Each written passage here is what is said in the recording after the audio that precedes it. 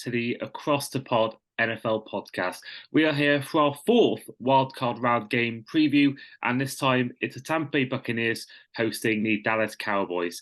Now, we sadly couldn't get fans of both teams on for this episode like we have with our previous three, but we still have a Bucs fan with us and a first timer on the podcast. We have with us Adam Murfet, or as he's better known, Murf. How are you? Hey mate, good to be on. Good to finally do this. I know we tried to do it a few times and scheduling and illness and bits. So yeah, but it's okay. I'll try and cover both sides, and I'm not going to say I'm going to be neutral, but I can give a keys to the game for both sides. Absolutely. Fantastic, fantastic. And we like to ask all of our new guests the same question: is we like to get, especially UK fans, we like to find out sort of why they follow certain teams, because when it comes to our football, we sort of, if you come from a certain place, it's pretty established why you support that team. But in the UK, when it comes to NFL, it's almost like a free reign. So what made you Buccaneers? Pretty similar story to why I support my regular football team. In the year 2000, I moved to the United States. I lived in Orlando, Florida for 6 years, went to high school, university around there. So you have a choice of two teams really that are locally, although there's three in the state. Miami's obviously a bit further, so you're kind of in between Jacksonville and Tampa. Tampa's a little bit closer, but it's not great.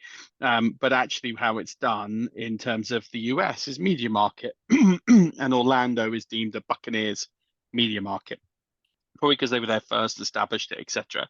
So if both teams were playing at the same time, the Buccaneers would be the ones that would be on local television, not the Jags.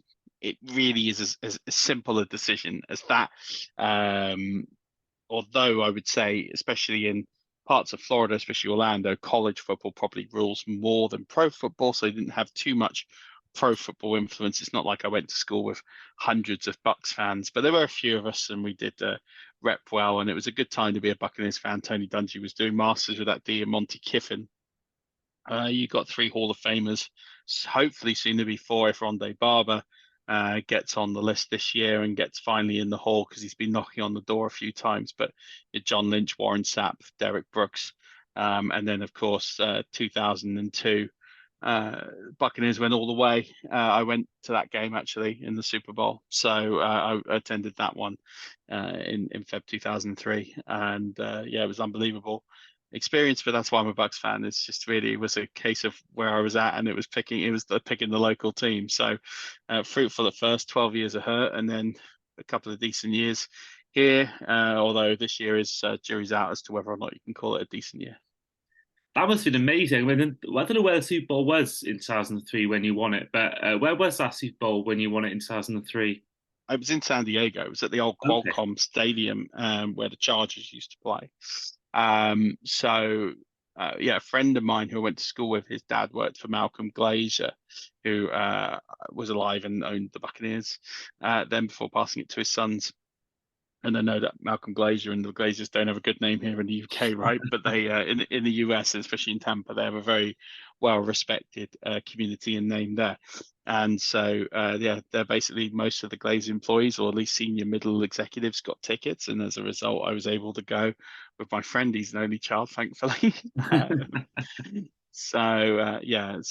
We went out there, and the Glazers, I think, picked up a good amount of the travel expenses and stuff like that. So, Wow. yeah, it was an unbelievable experience. It was good to go, and even better to watch your team live and win it, right? So, and it was a strange one, because I don't know if you know the circumstance of that Super Bowl, because John Gruden, who obviously now is not it's not a name in good standing in the NFL. Let's leave it at that. Yeah. And if you don't know, you should go and Google why. And it involves Washington and everything. It was just a couple of years ago. But the previous year, he had coached the Oakland Raiders at the time, is what they were called. Now, obviously, the Las Vegas Raiders.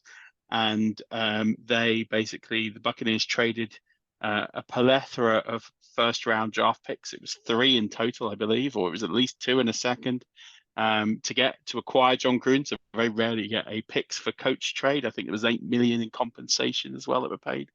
And then obviously that year, not only does Gruden take the Bucs to the Super Bowl, but he gets to play his old team, where they've installed the exact same playbook and haven't made too many changes. So he knew all the calls. He knew exactly what was in. There were 4 defensive touchdowns in that game.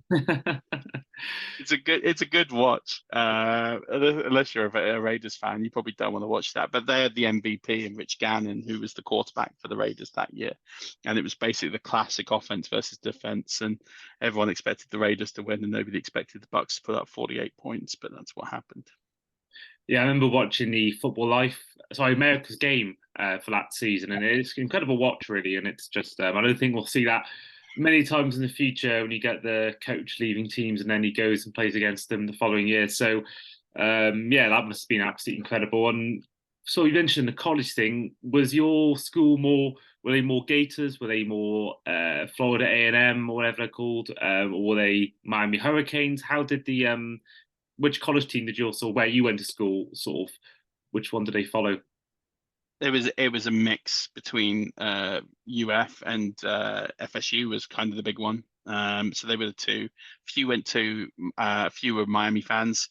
Guy played in our high school team. Went to went to Miami and played there. Got injured. I don't think it worked out too well for him. His name was Ryan Moore. He's a very talented wide receiver. It didn't quite pan out for him. But I ended up attending the University of Florida and then transferring to the University of Central Florida. So I recognized myself as a Gator with an eye on the Golden Knights of UCF. So I can't stand FSU. And if you're an FSU fan, I'm sorry. But yeah, you're very much like Miami is like a culture in itself down the south. But you get to the middle of the state, which is where Orlando is, if you don't know.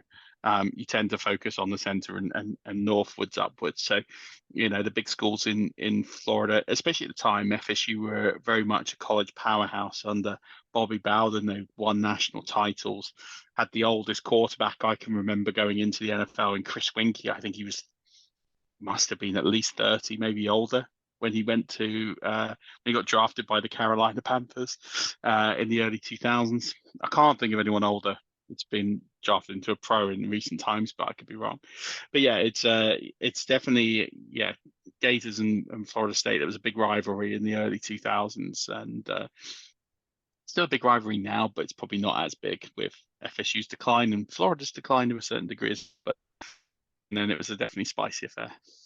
Yeah, and luckily for you, I am a Gator fan, so the podcast can carry on. And it's actually funny to mention about the Orlando being Tampa Bay, because it brings about my funny story of how I became a Dolphins fan. It actually was by accident, because I remember we had a family holiday booked to Orlando, Disney World, Universal Studios, all that stuff, 6 months after I bought Madden. So I bought Madden, and my first time, playing an EA Sports NFL game, and actually for your favorite team, and I had no idea. And I said to my brother, which team's closest to Orlando, and he tells me Miami Dolphins, and I picked them, and that's really how it began. And I think my brother's got a lot to answer for, but I'm glad he did. I wouldn't choose anyone else, but it could have easily been the same as you, mate. It could have easily been all Jacksonville with a London link. So yeah, it's funny how it worked out, because geographically it is the furthest away from Orlando out of the three, but I wouldn't have it any other way.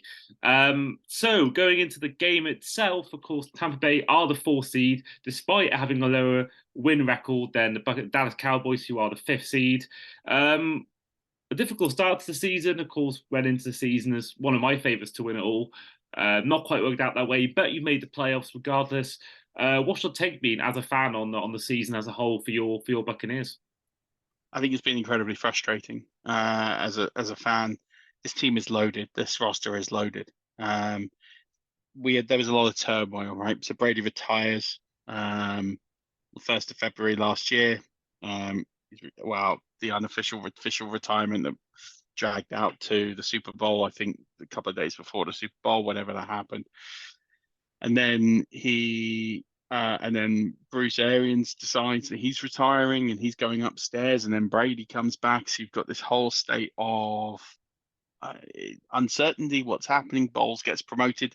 That was probably the most certain thing that was going to happen. If that succession plan has been in place for the last 4 years, it was always going to be Bowles was always going to get it. I don't know how they get around certain rules in the NFL about open coaching vacancies. I don't think anybody else got an interview, which I know is not allowed, and I'm sure that there'd be a fine or something that should have been handed out to the Buccaneers because it wasn't an open process. But probably because Bowles is a diversity hire, it's probably less of a question than if it had been somebody else.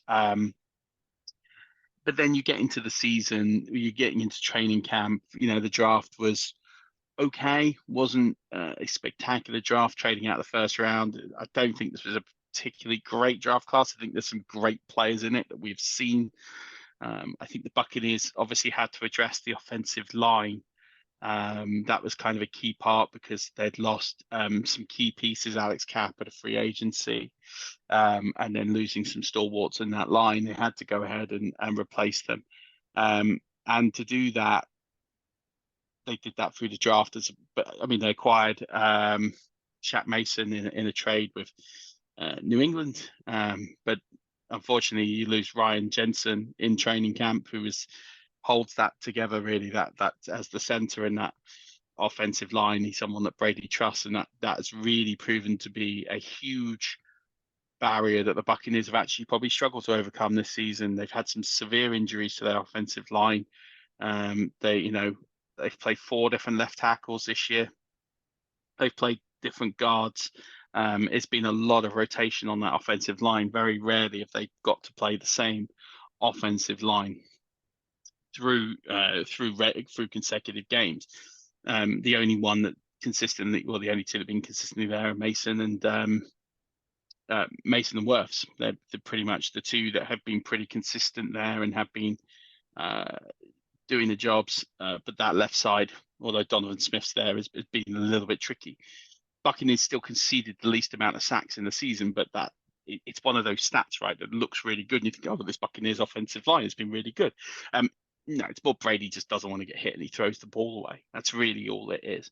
But it's massively affected the ability that this offense has been able to produce. And it's been one of the worst coached and one of the worst executed offenses from a roster perspective I'd argue I've probably ever seen. I don't think I can struggle to think of an offense with this much talent, this much depth, and struggle as much as it has on offense. I think the defense has been very good and has carried this team to the playoffs. I think the offense has been beyond poor at times and has been okay in parts. But yeah, it's been a frustrating season. Obviously, you get to the playoffs, you have a chance of doing something. You go on a run. I think for Buccaneers fans, we were all hoping, and I was there, the turning point would be Munich. You get that great experience, you put out a great performance, you win the game. Everything seemed to turn the corner. The play calling seemed to be a bit different. Seemed to be a bit more imagination, ideas.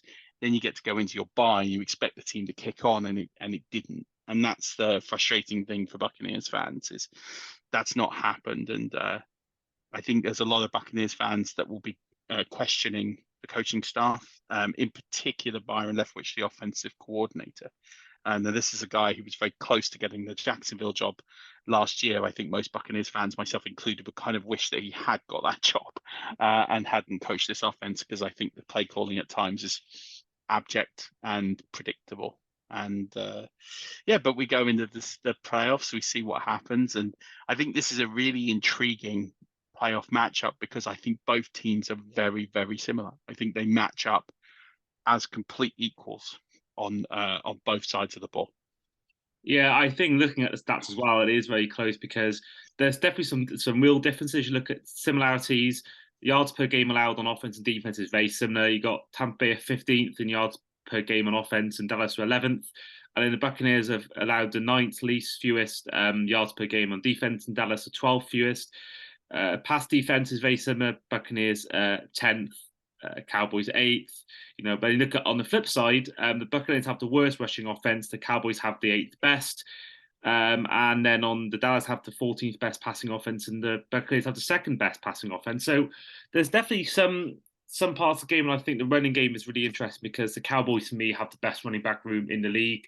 Unless I'm mistaken, I can't think of many better 1-2s than, Tony Pollard and Zeke. And then, the Buccaneers, which surprised me, having the worst rushing offense, but, Tom Brady has guided them to the 2nd best passing offense. And they're looking at his season as well. He has the 3rd most passing yards this season with 4,694. They're tied for the eighth most passing touchdowns with only 9 interceptions, single digits there, but with an 18th position when it comes to quarterback ranking. I think this is one of the more interesting. I think, look at the Bills Dolphins games and the Ravens Bengals game. They're coming up later on in the week.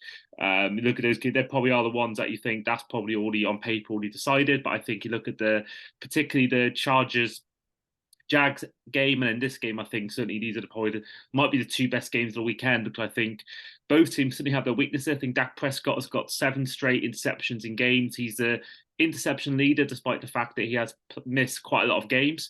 But on the flip side, Tom Brady hasn't been in all Tom Brady, but in the last few weeks, he has started to show signs of being his old self. And I think you can never really write off Tom Brady in a playoff game until he literally actually retires. So it's a really fascinating matchup, and I would love to have had a Cowboys fan here to sort of defend Dak, but I think I've always been a massive critic of Dak, and I do fear for him that once again he's going to get exposed when it comes to the big game. And I don't think I've ever really seen him turn up in a big game, whether that's regular season or postseason. So I think that's something they can really exploit.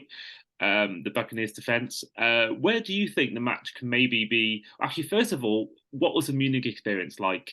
And then secondly, how do you see this game being won or lost for your Buccaneers? Yeah. Munich experience was incredible. I think they do a lot of things better than they do here in the UK. For starters, having a pre-game entertainment, making you want to go to the game earlier, to be inside the ground. There's some things that were worse. The queuing up to get into the stadium was an absolute joke and a disgrace, and something that they need to sort out. There were people standing outside for a couple of hours before the gates opened. It borderlined at times a crush. It wasn't very well organized. There's one metro station in and out. They need to think about, and then they had the fan park at the stadium, but no tickets, so you could go. So there was 150,000 people using the metro to go to the fan park or go to the stadium, and it created a very, very exposed, busy area. And luckily, outside the Allianz Arena, there is a bit of green space. There is a bit of width, unlike there is in either of the London arenas where they host the NFL. So it could cater that, but the commuting experience was very difficult. And then being there, but then obviously as you go on, so let's say, for example, they've got some stands where you can get some food. You got no chance of getting anything there. I think they need to think about maybe making the fan zone and the area ticketed only. I don't know how you would do that in theory, but I think that's something they need to consider, because it was too busy. And at times I would say probably borderline unsafe, especially queuing into the stadium. It was very, very difficult. What I will say is, once you get in and you've got through the gates, what an incredible experience. First of all, the Allianz Arena is a world-class arena. But they've got so many more booths, so many more facilities to get drinks, get food. It's just a better, more organized experience. Pre-game entertainment, making you want to get there, having a musical act, say before the stadium, before the game, having loud music that was more in kind of what you would expect at an NFL game. Again, getting people into the spirit of things, I think, was something that we don't do in London, I think, particularly well. It's something I think the Germans did very well, but the Germans created the atmosphere. Maybe because it's the first game, maybe it was Tom Brady, maybe because the Seahawks are one of the most supported teams in the NFL in Germany. I don't know, maybe it was a combination of all of them, but the atmosphere was absolutely electric. It was better than any experience I've had in any NFL stadium in the UK, and probably better than 95% of the experiences I've had in the US when I've gone to games. Things they did that I thought was absolutely brilliant was, first of all, music, playing music really loud in the fourth quarter and creating a carnival atmosphere. People singing along to John Denver's Country Roads, people singing along to Journey, Don't Stop Believing. Just having this repertoire of hits that people know and recognize and sing along to create this incredible atmosphere was just unbelievable. The best thing they did was they actually reopened the food and drink stands after the game. So they know they've got this metro problem. And then they put Red Zone on in all the areas around the stadium. So you could watch Red Zone, you could have a drink, you could have food, and you didn't feel like you were. So we decided to wait for an hour, hour and a half before we went and got a metro, because we could watch We could watch Red Zone, have a drink, have something to eat, and not feel the rush of having to leave the stadium, which was a really nice, novel experience of sitting in a stadium an hour and a half after the game and getting able to savor and enjoy the experience. So I recommend anybody who gets an opportunity to go to Munich. They're going to host 2 games this year or next year. No, his year is 2023.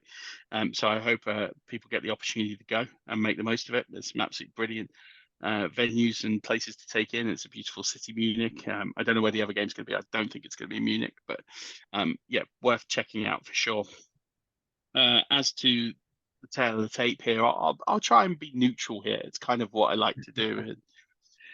I think really this game is going to be quite low scoring. I think that will be the surprise for people. But if you look at the last few contests between these two teams, including the one we saw in week 1, this was a game that was kept very, very close. In fact, it was a game-winning field goal by Ryan Suckup that decided the game as time expired. So this isn't going to be a shootout. This isn't going to be a 38-40 game on Monday Night Football. It's not going to happen.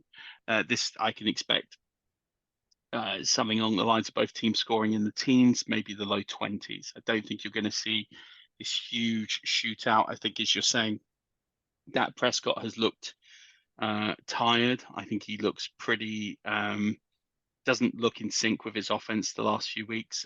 Week 17, he pulled out a good second half performance to get a W. In week 18, he was poor. He hasn't looked good for the last few weeks, as you're saying, 7 straight games of interceptions.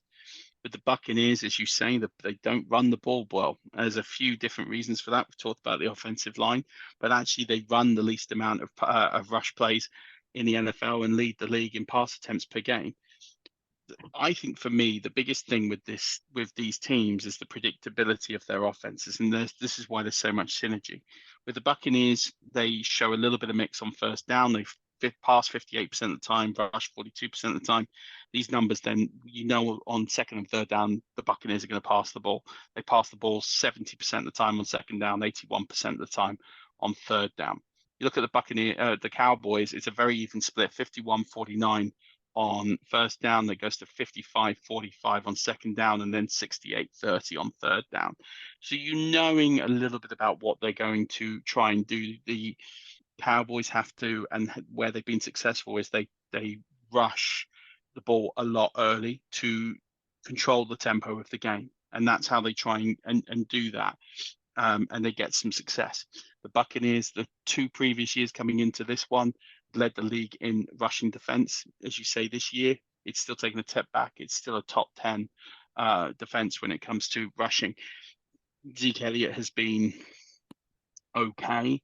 Tony Pollard is the explosive threat that the Buccaneers will need to contend, and I think he is one of those players you're going to have to watch. If the Buccaneers can contain him, they'll be in good stead to control the game. If he ends up getting away from them, that's where the Cowboys will start to see some success. But when you're looking at both, when you're looking at the running backs here, and saying that the Cowboys are a much better rushing team than they are, actually 3 of the rushing backs in this game have a lower or have a negative rushing yards over expected for the season. So they're actually have rushed for less yards than they should have done, just based from the amount of volume that they've had. In particular, Fournette and White have rushed for just short of 1,150 yards this season, but they're 9.4% under what they should have rushed this season. Zeke Elliott is right there with them with a rush yards over expected, or where he's under expected. So you've got 3 running backs here who have not been particularly efficient with the football. Tony Pollard is the only one who's been overly efficient with the football. I think he's 228 yards over expected this season, according to Next Gen Stats. The other tail of the tip here is that the Buccaneers don't rush touchdowns. They've scored 4 between them, Fournette and White, this season. So again, don't get many rushing touchdowns. Don't get a lot of rushing yards. They're last in rushing yards in the league. They were about 170 yards behind the Houston Texans, who had no Damian Pierce from week 11 or 12 or wherever it was that he got injured for the season. So, and we're playing running back by committee by basically a couple of Joes. So you're looking at how bad this is. But for me, the tale of where this game's could be won and lost is setting the tone. The way that you beat the Buccaneers and this Buccaneers team is you get up early, you manage the game, and you put up points and you continue to put pressure on the Buccaneers so they can't come back. Buccaneers don't start well. They haven't pretty much all season. You look at the teams that have beaten them, the Ravens, the 49ers are good examples of teams that got up early and were able to set the tone and manage the game.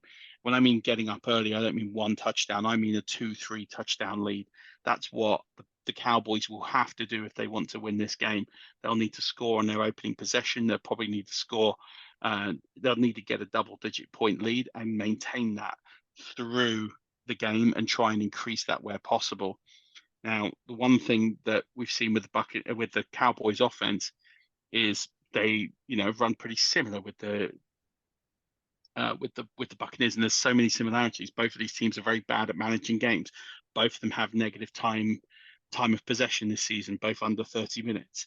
Both of these teams are, just in general, just not particularly explosive offenses. They don't make too many big plays. I mean, the Buccaneers are 31st in yards when they get to the second level and 32 in open play. Like it's ridiculous that neither of these teams are particularly explosive. You look at their yards per attempt, they're very similar. Dak is at 6.7 yards per attempt, Brady 6.5. Both of them are well below the league average of quarterbacks this season. So these aren't offenses that look to make big play, early scores, quick scores. What they look to do is try and control, but not brilliantly, the time possession by running a high amount of plays. And that means running the football. That means getting as many first downs as possible. And it means just trying to go on those long punishing drives. But neither team is particularly brilliant at executing those. So I think for me, where you're looking at the differences, one is Tony Pollard, I think is a huge one. But the second is how efficient is this Dallas team going to be across the season?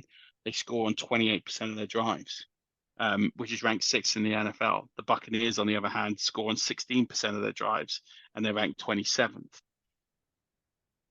Can the Buccaneers hold this offense to lower that efficiency and keep the game close?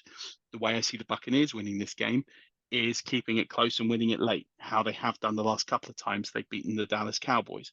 When you're looking at quarterbacks with fourth quarter comebacks, Brady's ranked 3rd in the NFL this season. He's behind, weirdly, Matt Ryan and Kirk Cousins. He's well out in front. I know, there you go. See, there's something for Colts fans to hang their hat on.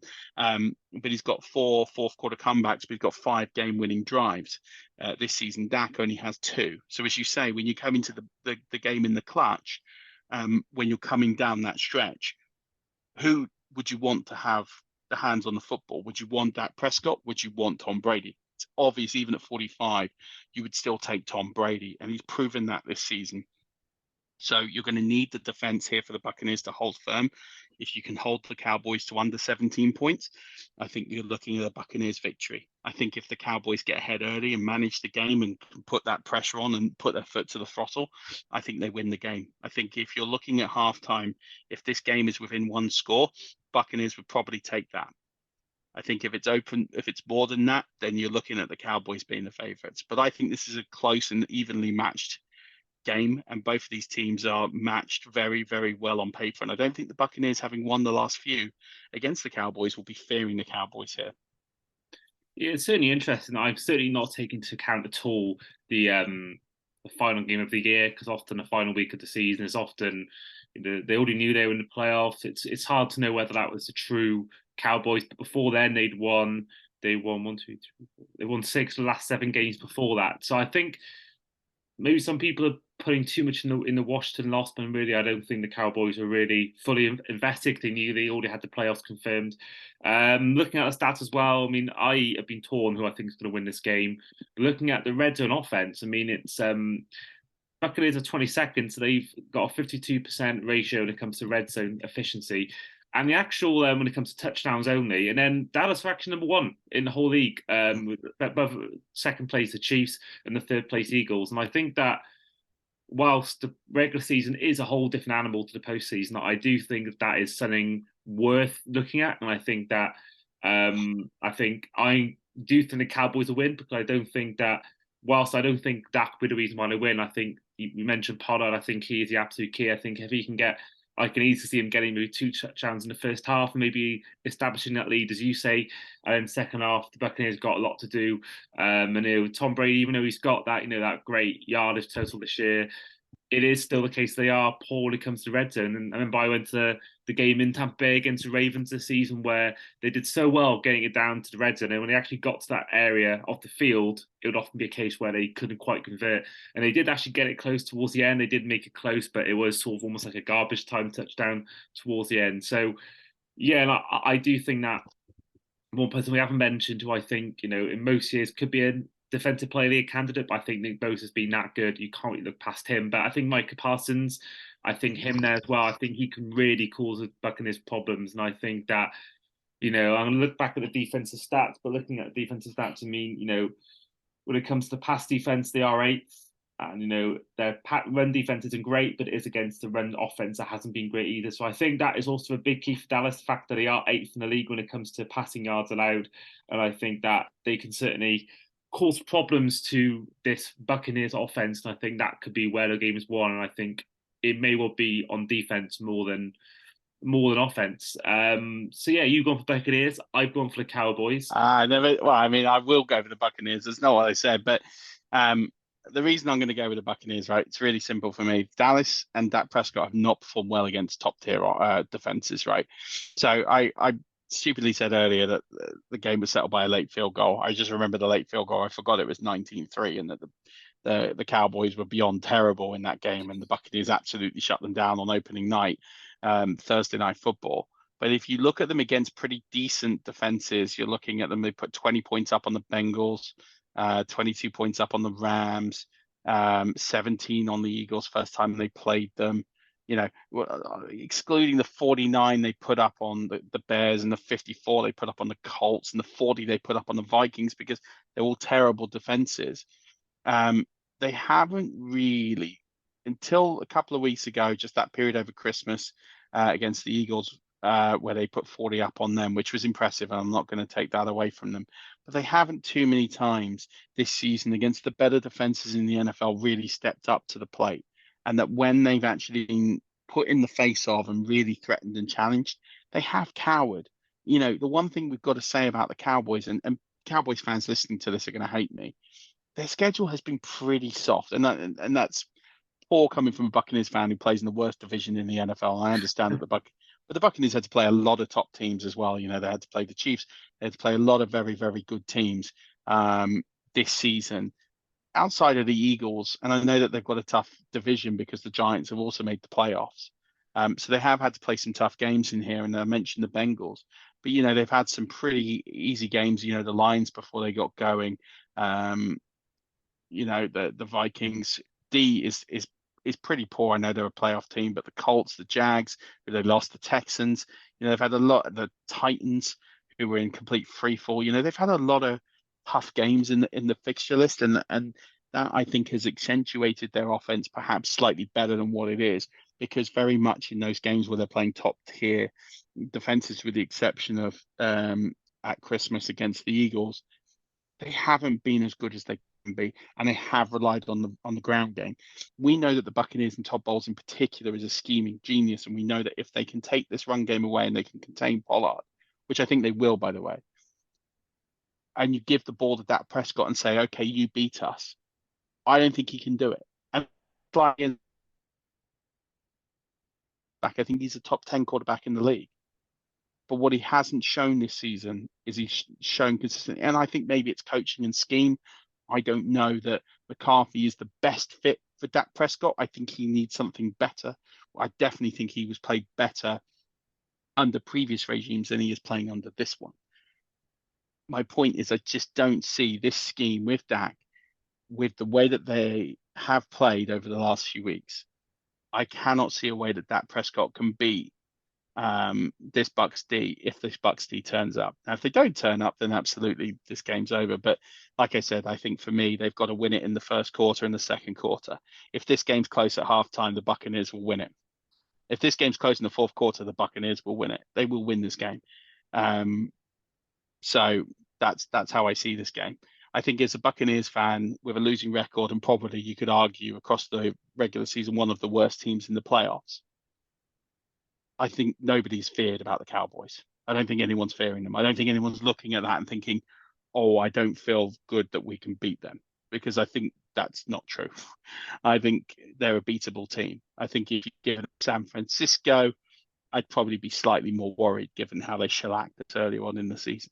But yeah, I'm not concerned. I think they take away, and a good point on Parsons. I think Parsons is more effective in these games where they get to the Buccaneers don't get to the second level often enough. So unless he's going to provide loads of additional pass rush, which he could and he will, um, he's not going to get that many sacks because Brady's just not going to allow it. But I think he can disrupt. He could get a tip. He could. That's where you're going to need to see Micah Parsons make a play. He's going to need to come away with the football, whether it's a fumble, whether it's an interception. That's where he's going to need to do this. But I think it's not a good matchup for him because the Buccaneers don't run that ball into the second level. And when they do make those passes, they're very short, intermediate passes, and they will scheme it away from him. That's what they will do, is they'll play short ones into the flat. They'll look at those sort of 7 to 10 yard passing lanes, and that's where they'll try and just maneuver their way away from Micah Parsons and target other targets. And they've got Chris Godwin and Mike Evans and Russell Gage and Julio Jones, who can all play in that sort of role and do that well. So I don't think if you don't see Micah Parsons' name called too often, don't be surprised. I don't think this is a great matchup for him compared to, I would say, the Eagles. That's a prime opportunity for him to feed with Miles Sanders and with some of those players there that he can make huge plays. But he is going to need to make a big play, whether it's an interception or a fumble. He's going to need to make one, or the Cowboys will lose this game. Yeah, I mean, like, I couldn't agree more about that. I'm still waiting for him to do something in the big game. And you have actually almost convinced me to change my mind to the Buccaneers. But I'm going to be devil's advocate, and I'm going to pick the Cowboys just for to have that sort of one each sort of factor to the predictions. But yeah, I will not be shocked if the Cowboys lose because I don't really think Dak Prescott is as good as people make out, and I don't think he ever really has done it in a big game, whether it's regular season or postseason. But we are running low on time. We have got 2 minutes left of our Zoom call. So first of all, thank you, Murf, for coming on. Oh, thanks for having me. It's been a pleasure. No problem at all. And what's coming up in the pipeline? You're a big writer. You do a lot of stuff like me with the 5 Yard Rush team. What's coming up in the next few months for you, Murf? Lot going on this couple of months. So yeah, as you say, I co-own 5 Yard Rush, so it's good to have you as part of the team. So going through it, I have some great guests on the flagship show on Mondays with myself and Dan. So stay tuned for that. Some of the titans of the industry will be on there. I'm working on the fantasy football playbook in a couple of weeks. So it'll be the 4th edition, 4th year out. That'll be out hopefully in May, but if not, definitely by June.